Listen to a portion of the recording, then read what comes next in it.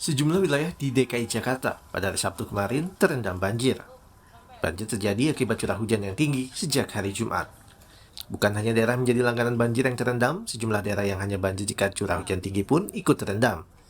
Di Kelurahan Cipinang Melayu, Jakarta Timur, ketinggian banjir pada Sabtu malam bervariasi, mulai setengah meter hingga 4 meter. Banjir juga merendam permukiman Kebun Pala, Kelurahan Kampung Melayu, Jatinegara, Jakarta Timur. Sejumlah warga yang memilih bertahan di rumah mereka terpaksa bermalam tanpa penerangan, lantaran aliran listrik di permukiman ini dipadamkan. Menanggapi banjir yang melanda ibu kota, Gubernur DKI Jakarta Anies Baswedan menyatakan perlu waktu untuk membuat air surut di beberapa kawasan. Menurut Anies, imbas dari meluapnya Kali Kerukut membuat beberapa kawasan seperti Kemang, Gatot Subroto, dan Sudirman terendam banjir. Di Kali Kerukut ini cukup tinggi sehingga airnya melimpas ke kawasan satu Jalan Kemang, yang kedua di Jalan sekitar Gatot Subroto, yang ketiga di Jalan Jenderal Sudirman. Wakil Gubernur DKI Jakarta Ahmad Riza Patria menyebut, hingga hari ini masih ada 153 RT yang terdampak banjir, yang mengakibatkan lebih dari 1.300 orang mengungsi. Ya, terima kasih. Yang pertama, memang sampai hari ini dari data yang kami terima, RW ya, RT yang tergenang masih ada di 153 RT yang tergenang ya.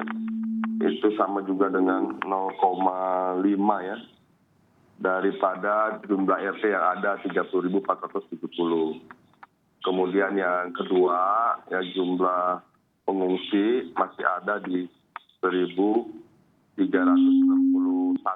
ya, jiwa yang ada, kemudian terdiri dari 370 kepala keluarga, dan ini tersebar di beberapa wilayah DKI Jakarta.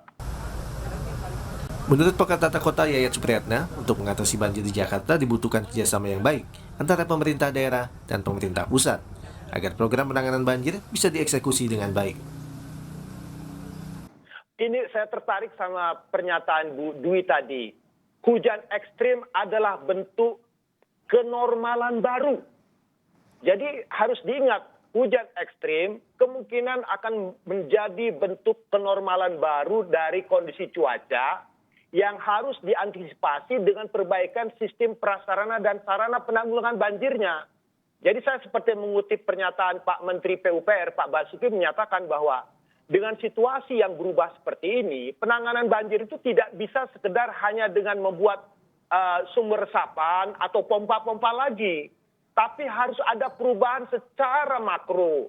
Artinya jangan ada yang berani menunda-nunda lagi kalau kondisi cuacanya sudah semakin berat seperti ini.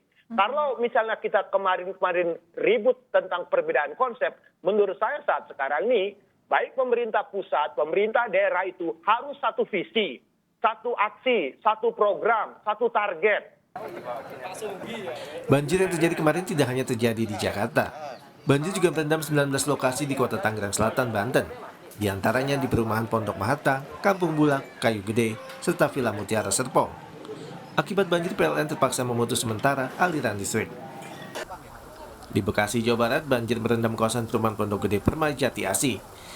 Banjir di kawasan ini mendapat perhatian khusus dari Menteri PUPR Basuki Hadi Mulyono.